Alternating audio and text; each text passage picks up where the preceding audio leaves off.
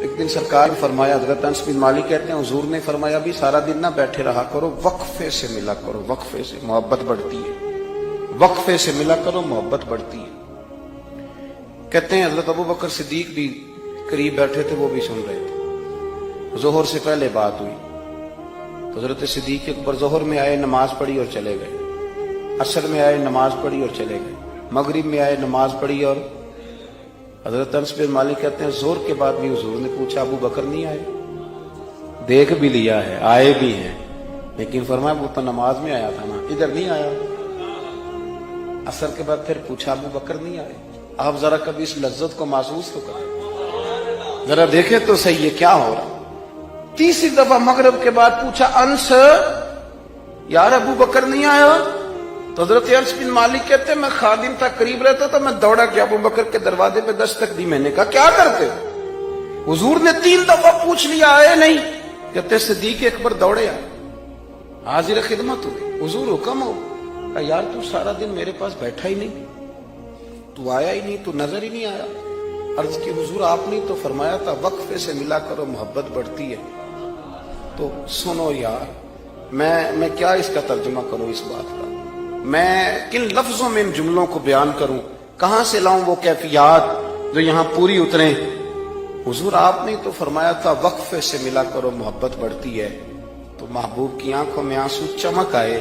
فرمایا ابو بکر کہا تھا پر تجھے تو نہیں نہ کہا تھا. اور یار کہا تھا کچھ لوگوں سے, تجھے تھوڑی کہا تھا تو نہ جایا کر, تو یہی رہا کر, تو رہا کر. یار تو رہتا ہے تو میرا دل لگا رہتا ہے. اور یار آپ سمجھے تو صحیح, آپ ذرا محسوس تو کریں. ایک باری میری آنکھیاں چوں اونا نے اتھرو پونجے سن, ہن مینوں چسکا پی گیا رونے دا, ہن مینوں چسکا پی گیا رونے دا, تے ہر ویلے آ ہوزاری دا. آپ ذرا اس لذت کو تو لے. حضور نے فرمایا تو نہ جایا کر.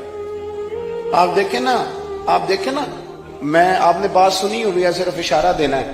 حضرت صدیق اکبر نے یہ نہیں کہا تھا کہ لے جانا اور میری بڑی مقام ہے, حضور تمہیں پتہ ہے میرے بارے میں کیا کیا کہا کرتے تھے, مجھے گنبد میں دفن کر دینا, یہ نہیں کہا. پر میں لے جانا, دروازے پہ رکھ دے. اگر دروازہ کھول, انہوں نے خالی دروازہ کھولنے کی بات کی تھی, تفسیر کبیر ساری پڑھ لینا. اگر دروازہ کھول جائے تو دفن کرنا, ورنہ جنت البقیع میں. فرمایا میں اس پہ بھی راضی ہوں, جنت البقیع میں دفن کر دینا.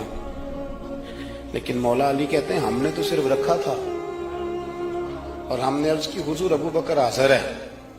انہوں نے کہا تھا اگر دروازہ خود بخود کھل جائے تو رکھ دینا. کہتے ہیں انہوں نے تو صرف دروازے کی بات کی تھی, لیکن گنبد کا صرف دروازہ نہیں کھلا, اندر سے آواز بھی آئی, اندر سے آواز بھی آئی, لے او سجنا اساں توڑ نہیں پائی, لے سجنا اساں توڑ نہیں بھائی. اور درویش کہنے لگے پانی پرن سہیلیاں رنگا رنگ کڑے, اسی تے پریا اس دا جانیے جس دا توڑ چڑھے.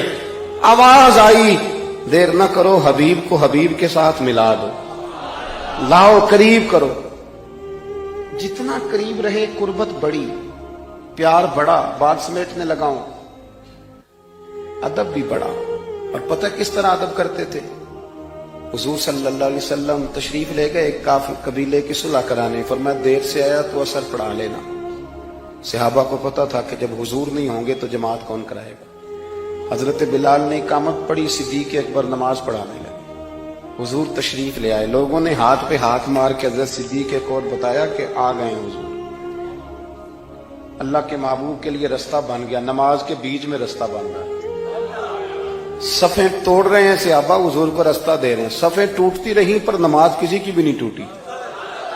صفیں ٹوٹتی رہیں, نماز نہیں ٹوٹی. حضور پہلی صف میں پہنچ گئے تو جناب صدیق اکبر نے ایک قدم پیچھے ہٹایا. ہم نے سنا ساری زندگی یہی ہے کہ حکم آ جائے تو وہ ادب پر فوقیت رکھتا ہے. ایک قدم حضرت صدیق اکبر نے پیچھے ہٹایا تو حضور نے فرمایا ابو بکر نماز پڑھاؤ. انہوں نے ایک اور پیچھے ہٹایا, ابو بکر نماز پڑھاؤ. تیسری دفعہ نا حضور نے پھر حکم دیا تو وہ پچھلی صف میں آ گئے.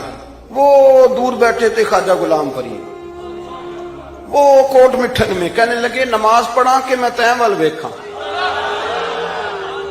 نماز پڑھا کہ میں تیں ول ویکھاں, مینوں کعبہ بھول گیا.